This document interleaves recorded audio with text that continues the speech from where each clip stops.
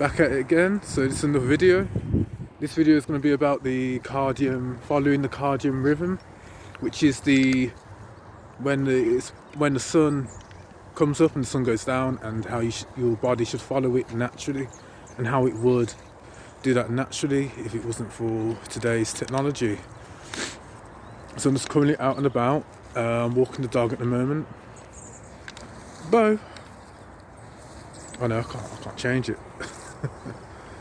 So I'm just walking about, and so the circadian rhythm. So ideally, when the sun comes up, you'd get up and you'd go about your daily tasks. But obviously, and when the sun goes down, you'd obviously go down and go to sleep. But in this day and age now, due to artificial lights and stuff, is that what happens now is that our brains are confused. So if you've got your light on at 10 o'clock at night, your body, the pituitary gland, recognises that as a light source and thinks it's the sun. So your body still thinks it's daytime, and obviously the pituitary gland, well, not obviously, but it tells you to it regulates your hormones, so your sleep hormones like melatonin. So in the morning, when the sun gets up, the sunlight goes to the eyes and the skin, and that signals the pituitary gland to make the excess cortisol to wake you up. That keeps you awake throughout the day. Around 3 o'clock, the cortisol starts to come down a notch, and the melatonin starts to rise. They cross each other, so the cortisol goes lower, melatonin goes up the amount, and gets you ready for the afternoon and the evening to get you ready to sleep. But because we've got smartphones, computers, laptops, artificial lights, what's happening now is a reversal of that effect. So we're seeing more and more people, with sleep issues and hormone dysregulation, and due to a lot of other things as well. But to keep it clear and simple, because of the different light sources that we are exposed to. So it's a big one at the moment. So you've got the different light sources. So what we need to do is we need to try and limit exposure to light at night. So artificial lights. You can do this using blue blocker glasses that change it to more red, orangey colour. It's really muddy down here. Change it to more. Look at that. So damn muddy. They change it to more like an artificial. They change it to a more reddish tone, so your body responds to the blue light, which is our natural sort of daylight as the day. So change it to the orange tone takes away that effect of it having that effect on the eyes. So not the same effect. Using the orange light on the phone, on the computer, in the car. So these can have really big impacts on how you can really improve your sleep quality and stuff. And it's really, really important that you do follow this. To try and get as close to nature as possible with these things. We don't want to mess up our hormones and stuff. You find that people do tend to start having issues having the lights on, really bright lights on at 6 o'clock at night, and they're stressed. They're not regulating their stress. They think they are, but they're not regulating their stress because they can't identify it properly. Having food too late. So when you get up, you need to eat. That signals the body again that it's morning, and that food is available. Especially if you're doing stuff in the day, you need fuel to put in the tank. And throughout the day, balancing your blood sugar with meals and meals that are sort of low. Come on, Bo, come on, this way, Bo.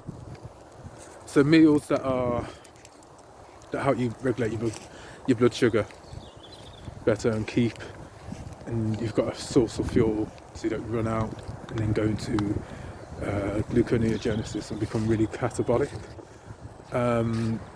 So there's a lot to talk about. So there are things that you can do to remedy these effects. Yeah, but it's a beautiful view down there. It's really beautiful. So what ideally, some simple tips to take away would be to follow circadian rhythm. So when you get up, try and go outside as early as you can. So yeah, you want to try and go outside as early as you can,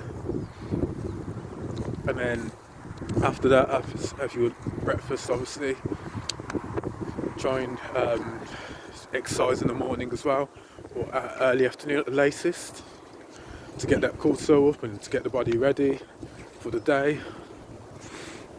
And we don't exercise at night, as that is late. Some people can cope with that, but ideally we don't exercise too late, because we're going to keep the adrenals going. The adrenal response going too late, and that might make a lot of people struggle with their sleep. So yeah, you don't want to work out too late in the day, as you're going to be up in that cortisol when the cortisol needs to be going on a decline, and when the melatonin needs to be going up to get you ready for bed. So yeah, blue blockers.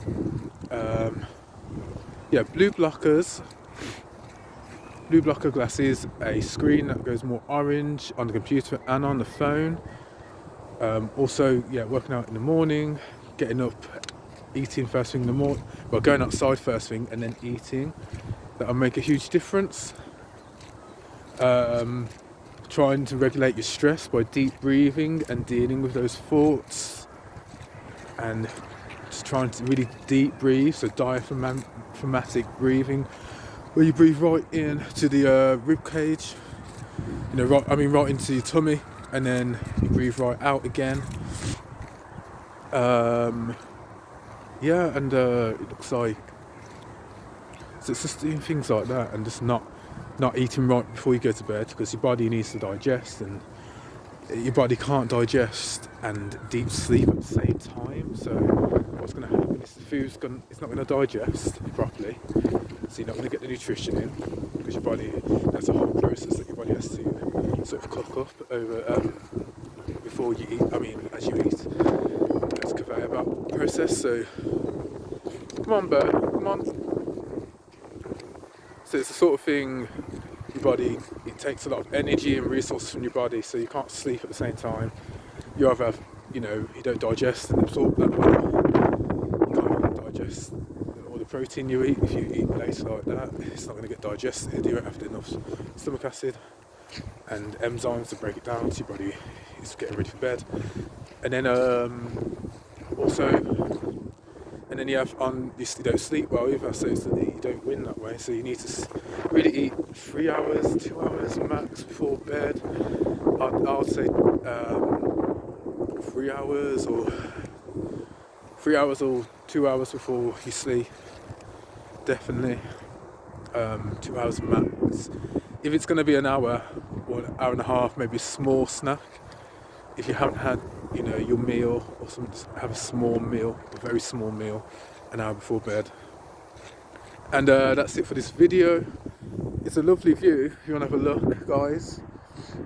So I think that's south down there. I see a lot of birds down there as well. The sun is out, it's lovely. It's quite fresh, it's a bit chilly as well, but it's nice and fresh, and see you soon.